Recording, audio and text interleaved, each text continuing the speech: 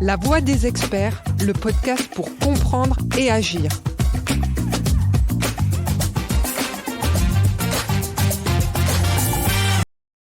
Bonjour et bienvenue dans notre nouvel épisode de notre podcast La Voix des experts, dédié à la durabilité et à la conformité réglementaire.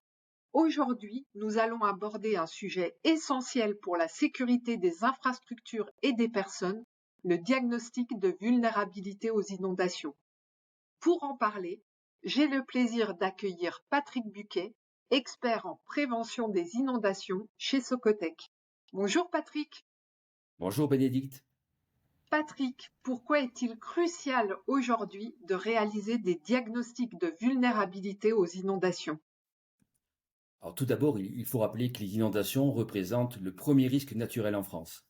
C'est près de 17 millions d'habitants qui sont exposés aux inondations par débordement de cours d'eau, auxquels on peut ajouter encore 1,5 million de personnes concernées par la submersion marine. En fait, ça concerne également plus de 9 millions d'emplois en zone inondable.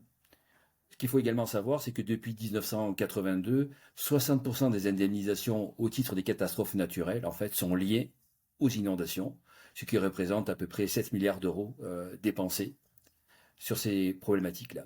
En fait, ces chiffres soulignent l'importance d'évaluer la vulnérabilité des sites face à ce risque pour en atténuer évidemment l'impact.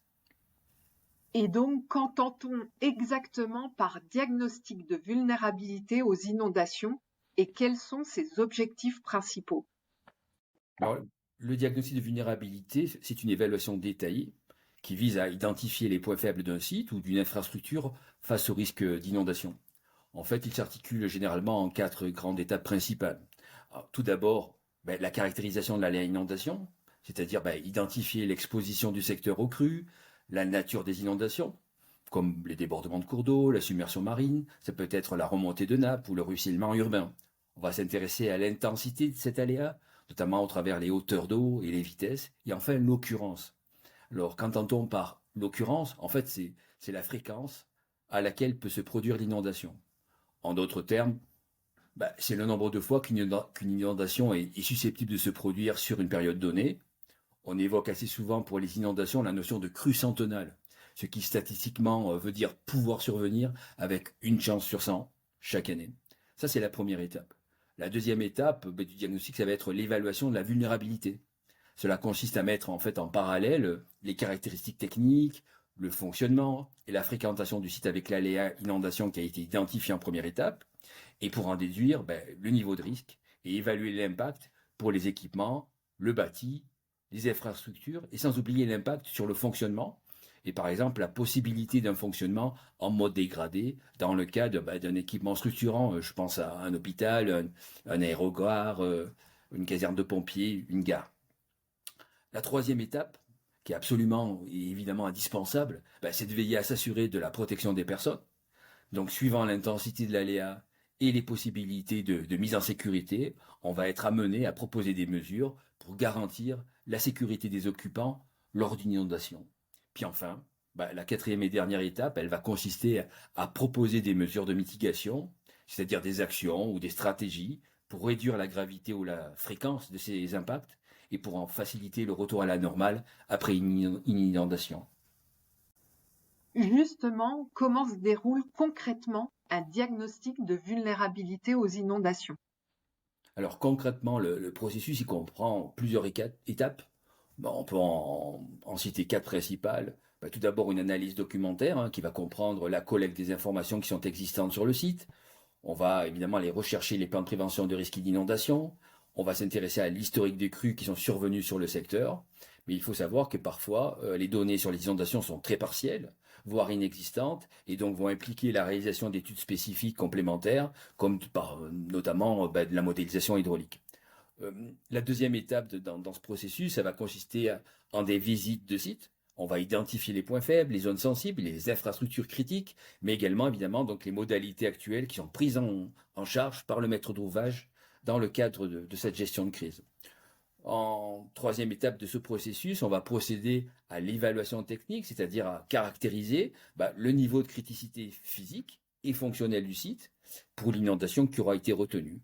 Puis enfin, en dernière étape, sera de fournir cette aide à la décision au maître d'ouvrage à partir de propositions, de recommandations. Là, il va s'agir d'élaborer en fait un projet détaillé avec des préconisations qui seront adaptées pour renforcer la résilience du site face aux inondations. Et généralement, cela s'accompagne d'une préestimation financière des mesures.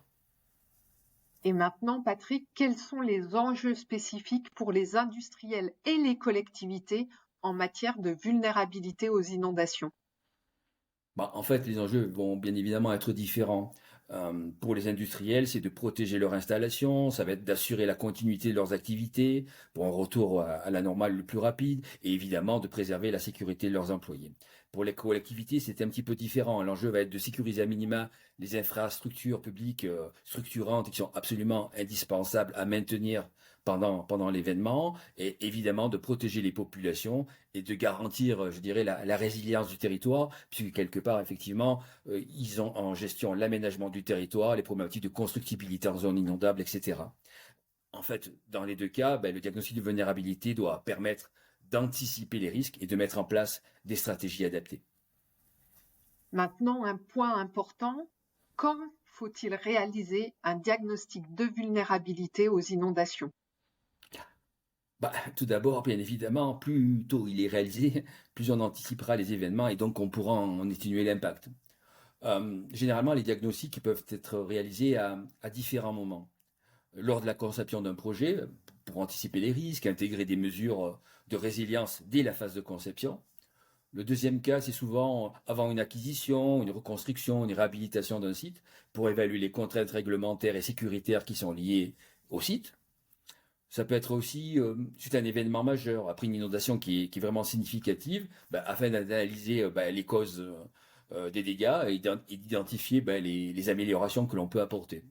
Ça peut être aussi à la demande des assureurs. Certaines compagnies d'assurance exigent que ce type de diagnostic soit réalisé pour adapter leur couverture et leurs garanties.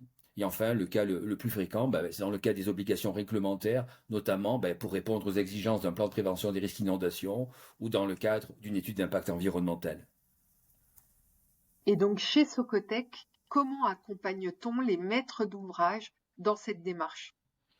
Alors tout d'abord, premier point, c'est que nous intervenons régulièrement pour la réalisation de ces diagnostics de vulnérabilité. Il faut savoir que nous en réalisons plusieurs dizaines de dossiers par an pour tout type de maître d'ouvrage, que ce soit pour le secteur industriel, pour les promoteurs aménageurs, que pour les collectivités locales. On peut proposer une gamme complète de services pour aider les maîtres d'ouvrage à évaluer et réduire leur vulnérabilité aux risques naturels et notamment aux problématiques d'inondation. Et donc effectivement, au-delà de la réalisation de ces diagnostics, on peut proposer un accompagnement dans la mise en conformité avec les réglementations sur les risques naturels en vigueur sur notre territoire national ou également sur de la formation des équipes à la gestion du risque inondation. Alors, il faut savoir que nous détenons un panel important d'experts techniques qui peuvent intervenir dans la très grande majorité des configurations des sites. Complémentairement, par exemple, nous pouvons proposer des solutions de monitoring des crues qui vont permettre d'alerter en temps réel et donc pour les collectivités et les exploitants d'anticiper et de réagir rapidement face à un événement majeur. En fait, ces solutions elles sont basées sur des capteurs intelligents et des outils de modélisation hydrologique qui sont un atout effectivement essentiel pour la prévention et la gestion des crises. En fait, globalement, notre objectif est donc d'accompagner les collectivités et les entreprises à mieux comprendre les risques et à mettre en place des mesures efficaces pour les prévenir et atténuer les impacts, et surtout dans un contexte de changement climatique qui risque d'exacerber l'intensité des inondations.